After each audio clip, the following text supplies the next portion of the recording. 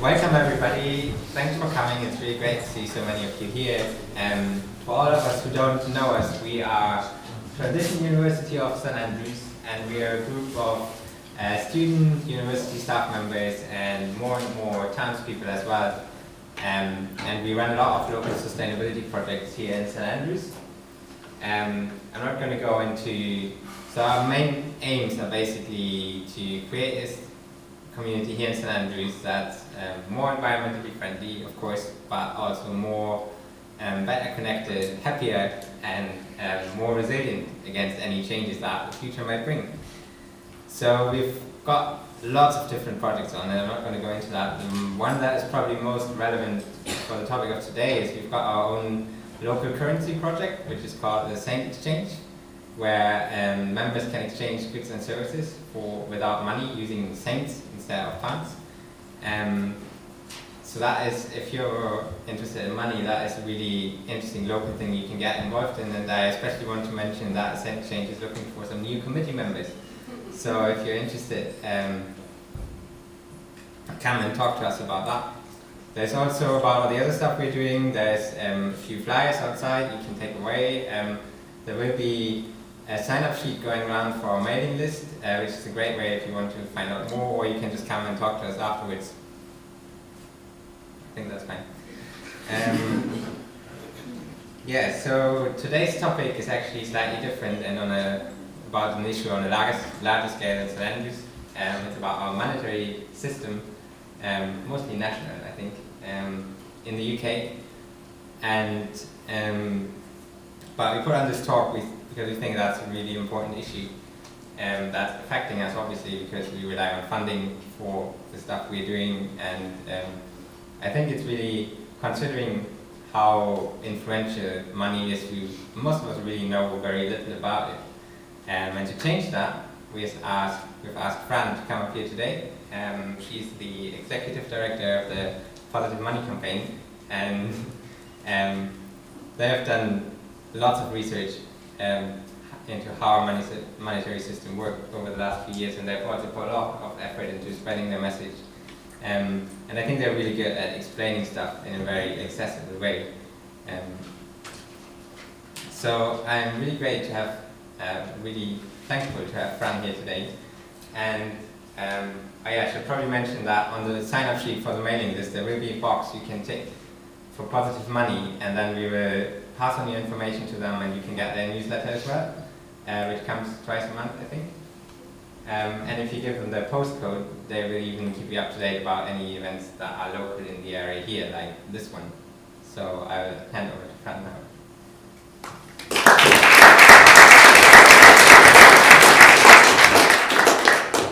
Thanks very much, Lucas, and thanks Transition for inviting me up to talk about Positive Money. Just out of interest, how many people here had heard of Positive Money before this event? Okay, that's exciting.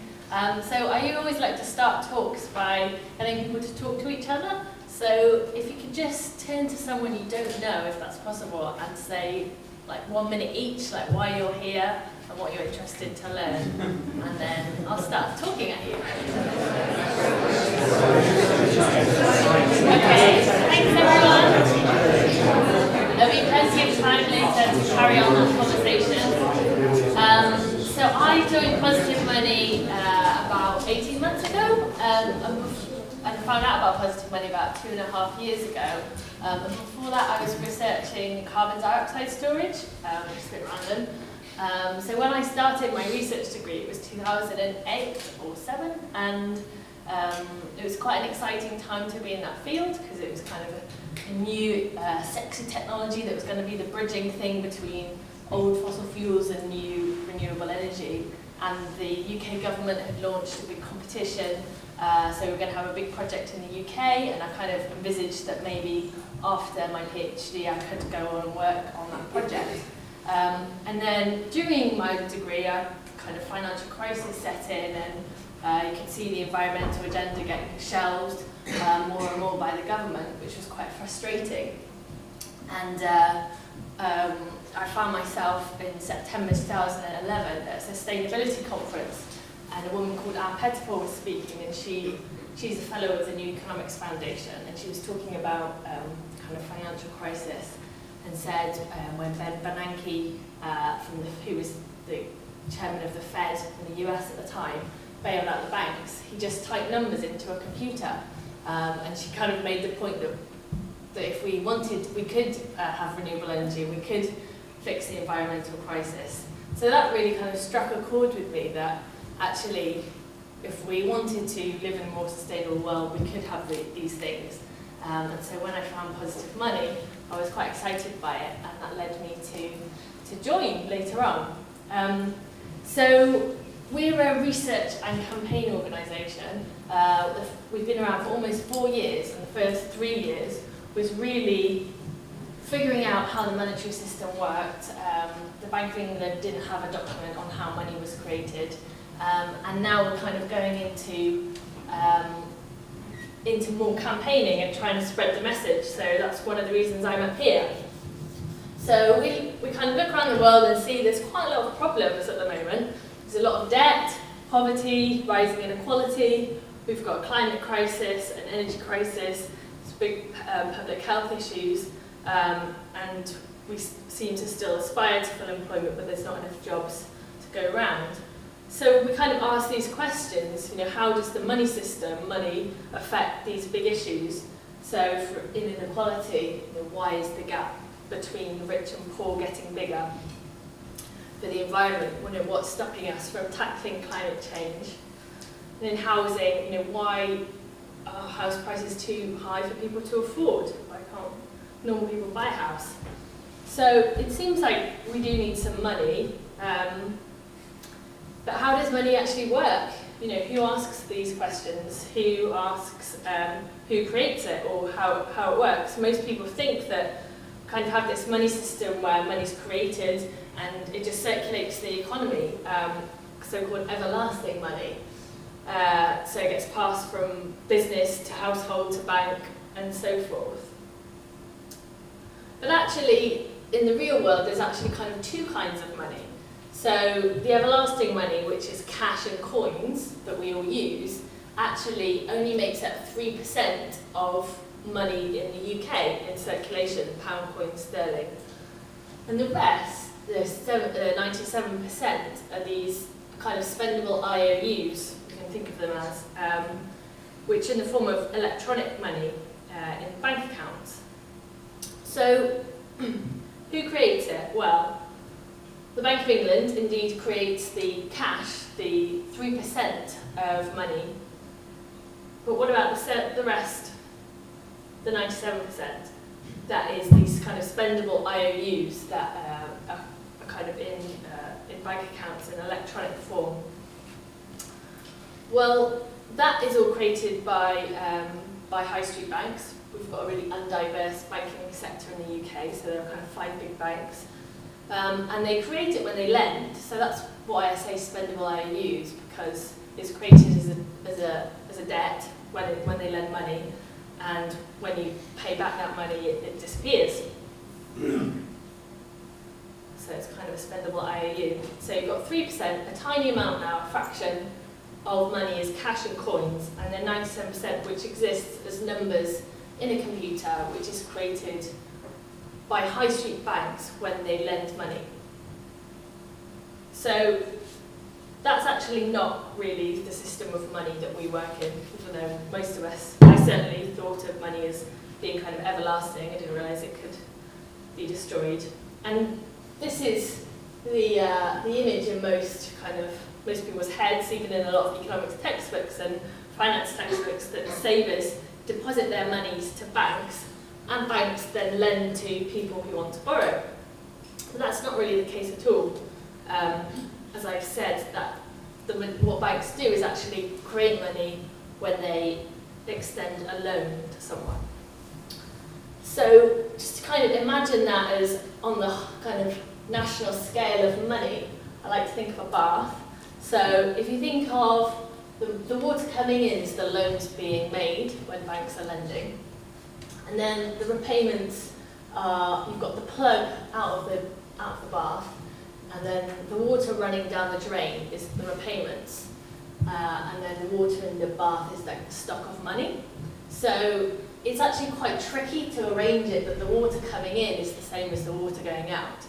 So what you tend to happen is either there's a lot more water flowing in than there is going out, or as after the financial crisis happened, kind of taps panic and turn off, but people still keep repaying their debt, so you actually shrink the amount of money in the economy. And indeed, in the last big financial crisis in the US in the end of the 1920s, the stock of money, the amount of water in the bath, actually contracted by a third, which is a huge amount of money. There just wasn't enough to go around. So it's quite an unstable system where you've got this kind of weird balancing act between money coming in, loans by high street bank, commercial banks being created, and then people repaying their debt. But that's what mainly determines the kind of stock of money. And just to kind of point to a person of authority, this is a quote from Professor Galbraith, who said the process by which banks create money is so simple that the mind is repelled. So how much have they created? Let's have a bit of a guess. So in 1970, there was £29 million kind of supply of money. And then in 1980, kind of two lines split. So the green is cash and coins, and the blue is the electronic money, the deposits. So who wants to guess how much was around in 1980? Anyone? 107. Anyone want to guess from 1990? Trillion. 500. Not there, not to a trillion yet. Half a trillion, so 495 billion. How about 2000? We're still not quite a trillion, we're at 857. But then, just before the crisis, it was about 2.2 trillion pounds.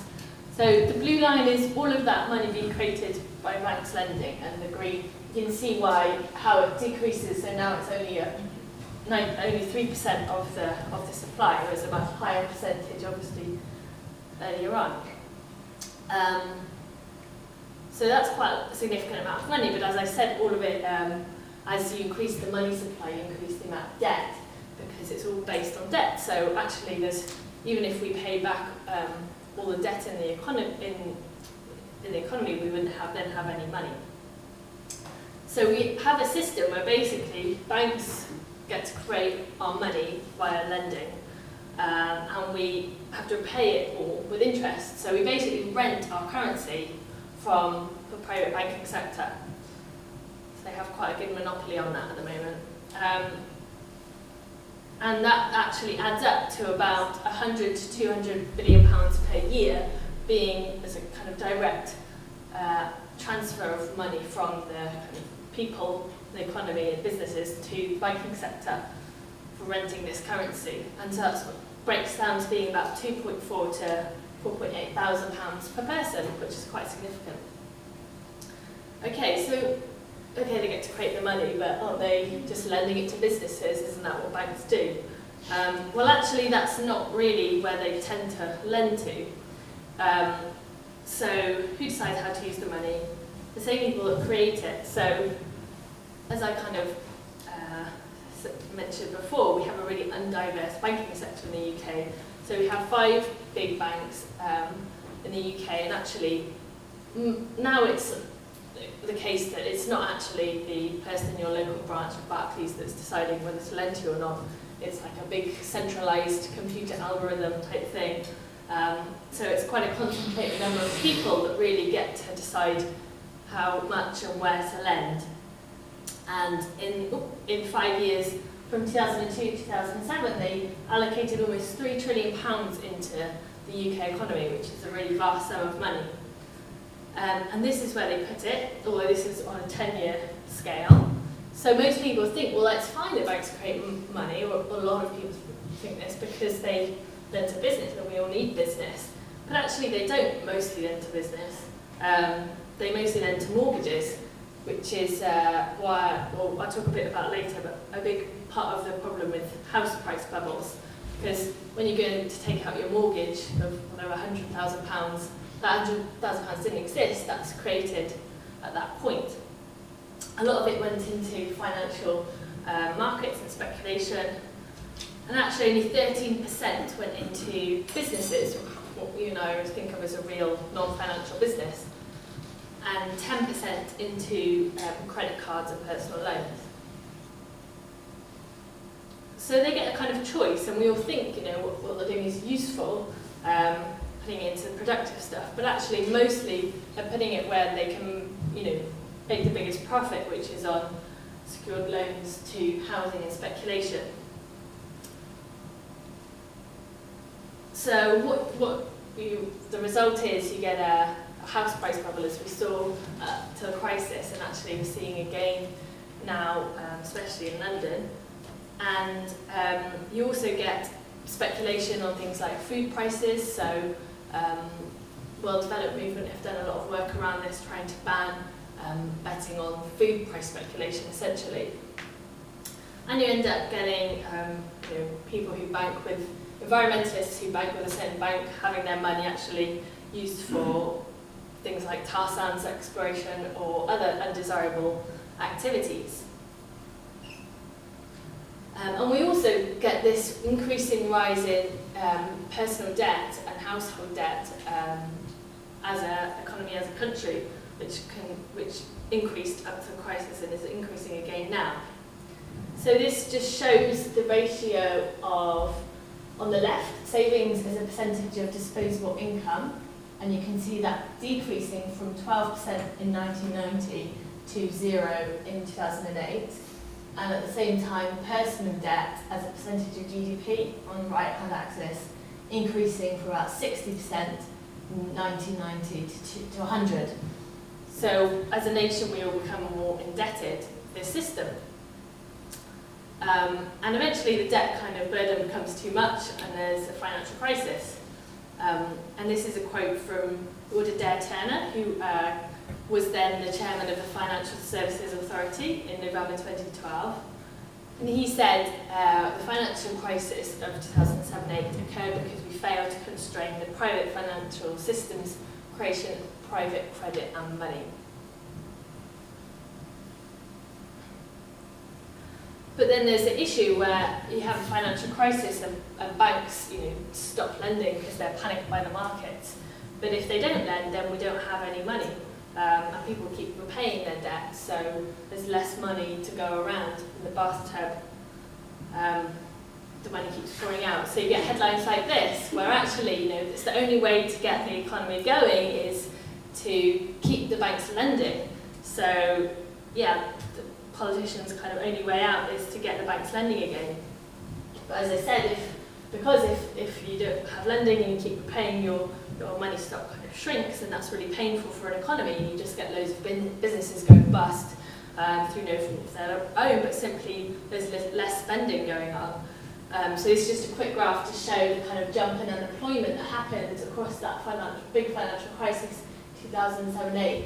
Unemployment basically jumped by 1 million people over a period of 6 months, which is significant.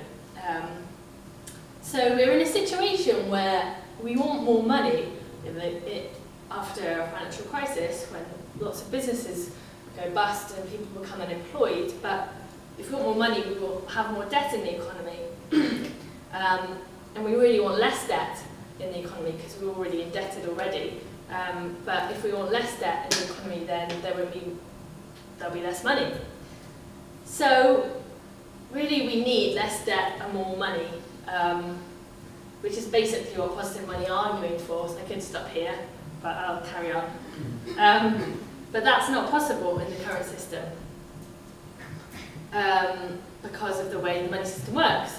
So now I was going to talk about a few of the issues that I mentioned at the beginning, and because it's a transition event, I thought I'd start with the environment and the growth problem. So, many people say, well, why don't environmentalists like growth? And this is the infinite hamster. So the idea that we actually have a finite planet, so if everything just carries on growing, we will run out of everything eventually, and also cause climate change along the way. And there's this correlation between, this is like CO2 emissions and GDP. So basically, as GDP goes up, you tend to use up loads more resources. And if you've got a debt-based monetary system, then you essentially need to carry on growing your economy, because if you're not growing, you're collapsing. So there is an argument in the environmental sphere that you can carry on increasing your GDP and stopping consumption, so you kind of decouple GDP from resource use. But actually that's not really been proven to be observed anywhere yet. So why does a debt-based money system drive growth? Well, it kind of basically does through just having to increase economic activity to keep repaying all the debt, and you get asset price bubbles, which mean that assets rise, so house prices rise, so you need to earn more money to pay for your rent or your mortgage, and so you have to work more, create more economic activity. So you have this system where you need to grow or you end up collapsing. But although that is kind of definitely a big link there, it's also worth bearing in mind that, you know, it's not an either or. Like, if we transition to a renewable energy system tomorrow, that would create lots of growth, and that's really important, and we need that growth. So it can be a bit of a red herring at times, but I think it's an important discussion to have, and we certainly don't need to keep growing just for the sake of growth. We need to think about what is good, what is bad, and GDP is a useless measure of well-being anyway. So yeah, just to go on to inequality. So why is the gap between rich and poor getting bigger? So we're kind of told that it's fine for people at the top to earn loads and loads of money because they create jobs and create wealth, and it will all trickle down to the rest of us. But actually, when you look at certain things like the money system, it's very much the opposite. Generally, people top of big corporations like banks suck money up through the system via, you know, this rent extraction, by having the monopoly on creating our national currency.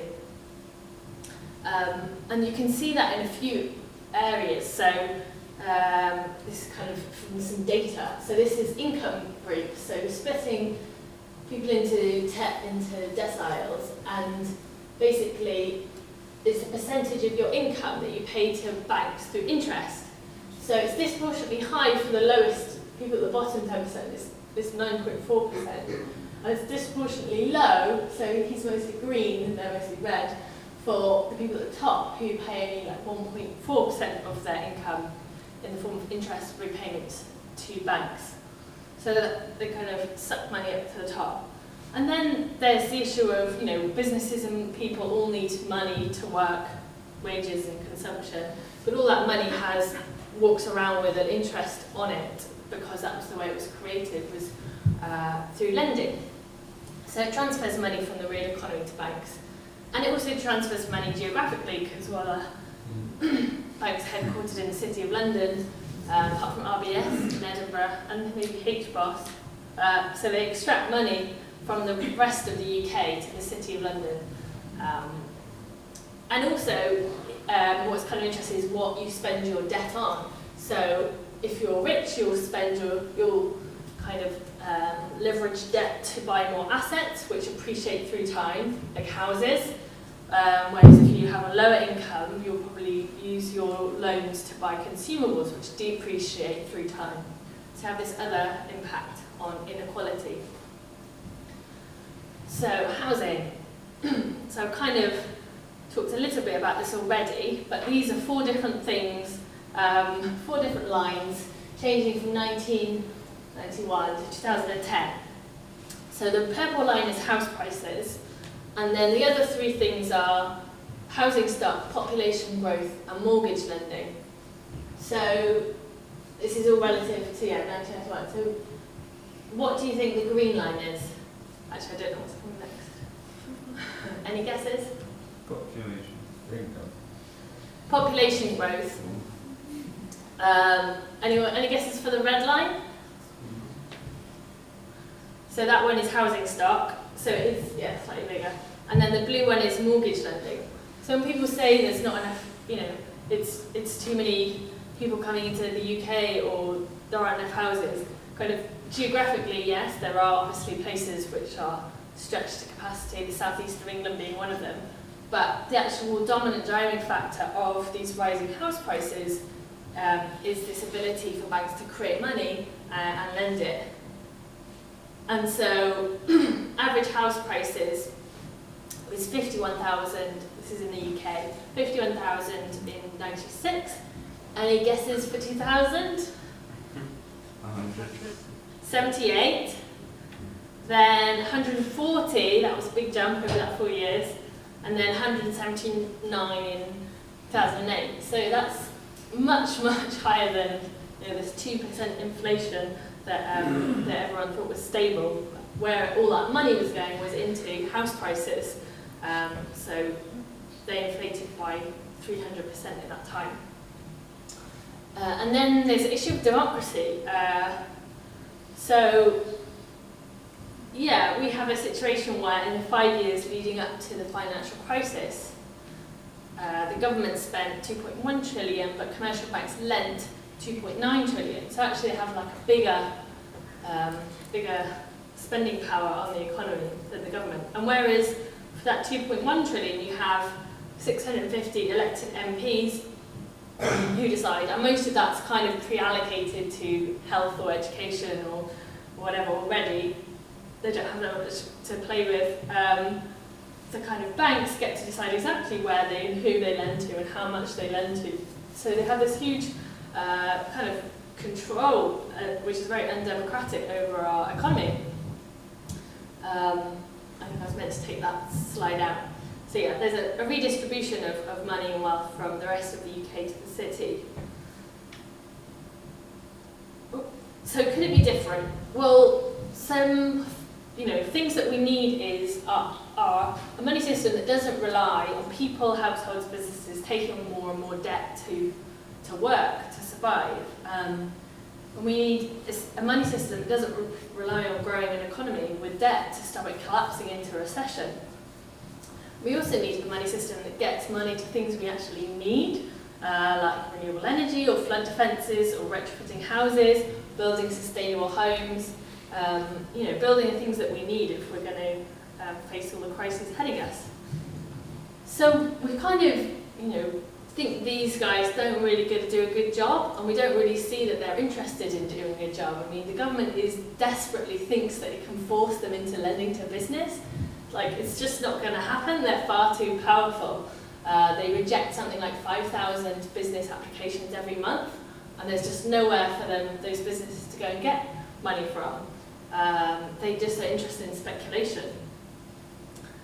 But then equally, do we actually trust these people to get to choose to create how much money and put it where? Don't think so, well, at least not at the moment.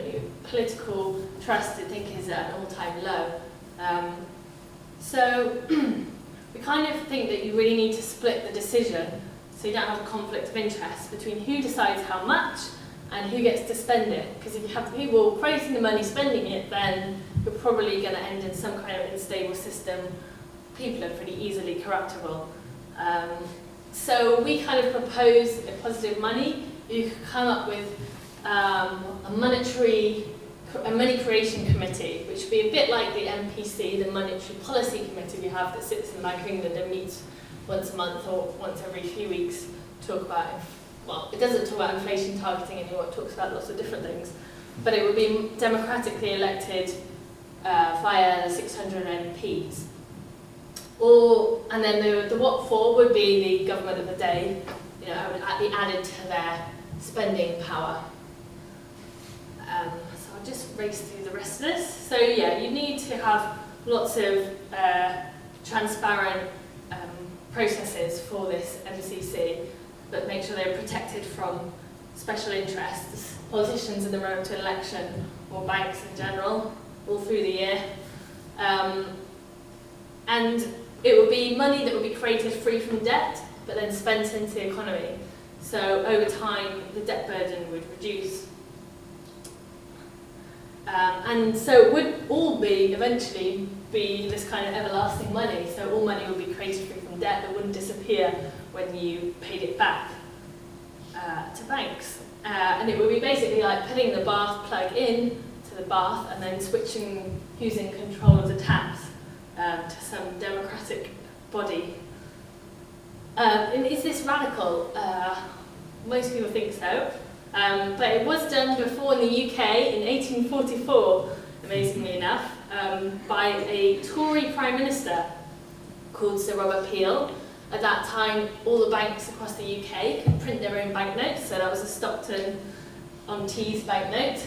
And this led to quite an unstable, lots of little financial crises. And so they created a law that said actually it's just going to be the Bank of England that will create the banknotes. And we're saying, we just need to update this law so that actually includes what we use as money today, which is electronic deposits in banks, created by banks. So just a little bit about positive money before I wrap up. So yeah, as I said, we're a research campaign organisation. We've written one book called Where Does Money Come From with the New Economics Foundation, and then written this book called Modernising Money, which kind of lays out our proposals in quite a lot of detail. And now we're kind of moving into more grassroots, kind of setting up lots of groups. So now we've got about, those numbers out of date, we've had many more than 120 meetups now. But we've got about 30 local groups all over the UK who meet up, some of them are book groups, some of them organise events, getting more people involved. And we've now got, this is again out of date, 19 other sister organisations across Europe and across the world looking at how to get a campaign going in their country for their national currencies, which is really exciting because they've got, a lot of those countries have a much smaller bank lobby than the UK. So yeah, that's pretty much it, and I'll answer any questions. So what I usually do now is if you can turn again to somebody you don't know or somebody you spoke to before, and just kind of talk about like what struck you, what would you like clarification on, what would you want to challenge, and have a little 2-minute each way, and then I can take questions after that. If that's okay.